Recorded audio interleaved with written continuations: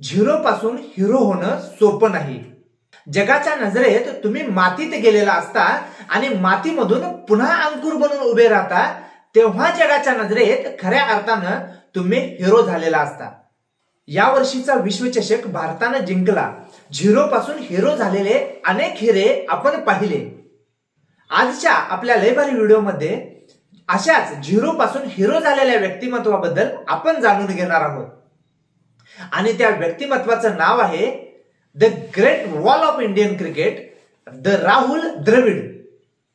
पण मित्रांनो, अजूनही तुम्ही आपल्या लय भारी या युट्यूब चॅनलला सबस्क्राइब केलं नसेल तर लगेच सबस्क्राइब करा आणि बाजूच्या बेल आयकॉनला क्लिक करायला सुद्धा विसरू नका, जेणेकरून असेच लय भारी व्हिडिओ सगळ्यात आधी तुमच्यापर्यंत पोहोचतील। नमस्कार, मी विवेक मिठारे आणि तुम्ही पाहताय लय भारी।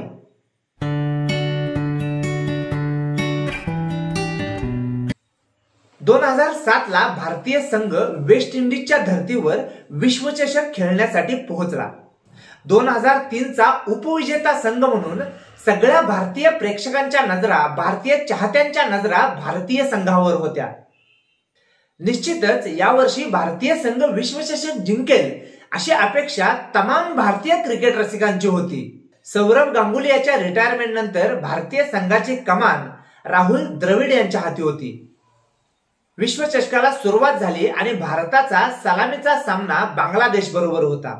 दुर्दैवानं दुबळ्या समजल्या जाणाऱ्या बांगलादेश संघानं भारतीय संघाला सहज पराभूत केलं आणि साहजिकच कर्णधार म्हणून राहुल द्रविडला तमाम क्रिकेट रसिकांच्या रोषाला सामोरं जावं लागलं। 164 कसोटी सामन्यात 13,288 धावा व 344 एकदिवसीय सामन्यात 10,889 धावा करणाऱ्या आणि प्रदीर्घ काळ देशासाठी खेळणाऱ्या राहुल द्रविडला देशासाठी एकही विश्वचषक जिंकून देता आला नाही आणि याची सल राहुल द्रविडच्या मनात निश्चितच होती। पुढे राहुल द्रविडने क्रिकेटच्या सगळ्याच फॉर्मॅटमधून रिटायरमेंट घेतली। गेल्या काही वर्षापूर्वी 19 वर्षाखालील भारतीय संघाच्या प्रशिक्षक पदासाठी राहुल द्रविड यांची नियुक्ती करण्यात आली आणि या 19 वर्षाखालील संघाने भारतीय संघाला विश्वचषक जिंकून दिला। पुढे रवी शास्त्रींच्या नंतर राहुल द्रविडने मुख्य भारतीय संघाची प्रशिक्षक पदाची जबाबदारी घेतली। राहुल द्रविड यांच्या प्रशिक्षणाखाली भारतीय संघ सरस खेळत तर होताच, पण फायनल सेमीफायनल मध्ये जाऊन पराभूत होण्याची भारताची मालिका ही सुरूच होती। 2 वेळा कसोटी चॅम्पियनशिपच्या फायनल मध्ये जाऊन भारतीय संघ पराभूत झाला। 2022 मध्ये T20च्या सेमीफायनल मध्ये जाऊन भारत पराभूत झाला। 2023 च्या एक दिवसीय विश्वचषकामध्ये सुद्धा फायनल मध्ये जाऊन भारताला लाजिरवाणा पराभव स्वीकारावा लागला।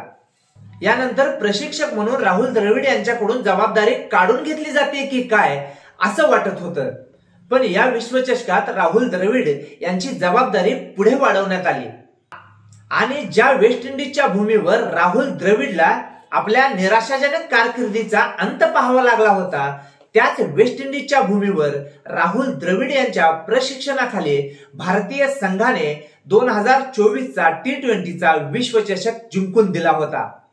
2007 साली खेळाडू म्हणून राहुल द्रविडांना जे मिळवता आलं नव्हतं ते प्रशिक्षक म्हणून राहुल द्रविड यांनी मिळवून दाखवलं। मित्रांनो, राहुल द्रविड यांचा झिरो ते हिरो पर्यंतचा प्रवास तुम्हाला कसा वाटला हे कमेंट करून नक्की सांगा आणि अशाच लय भारी व्हिडिओसाठी आपलं लय भारी युट्यूब चॅनेल सबस्क्राइब करायला विसरू नका। धन्यवाद।